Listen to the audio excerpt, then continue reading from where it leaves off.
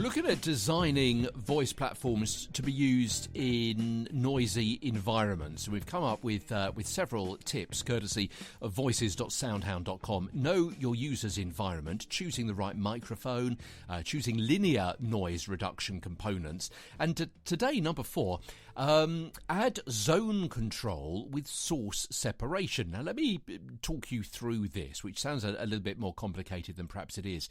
So voice separation allows voice user interfaces to respond to voice commands from various places. Now, we spoke about this briefly about 3 or 4 weeks ago from memory, and certainly previous to that as well. And a great example is in a car. So, for example, you could put several microphones for a speaker in different places in the car, and the device would be able to work out where a voice is coming from and have different functionalities depending on the location of the source of that request. So, for example, the driver will put in a request and it'll activate a certain function for the driver or for the whole car, but a passenger in the back will, well, first of all, if the driver is speaking, then the microphone will be able to discount any chatter or background noise that's going on in the back,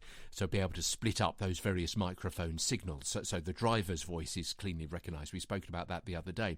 But also the voices will be detected as clean signals, because then the individual microphones will be able to pick up different requests depending on where that request has come from. So, for example, anyone could say, "I am cold," or "put on the heating," or "play me my music," and then the command will be carried out in the zone where that person is located. So it could just have the heating go on just where that person who requested that heating, where they are sitting, whether it be a seat heating or whether it be air heating or whatever.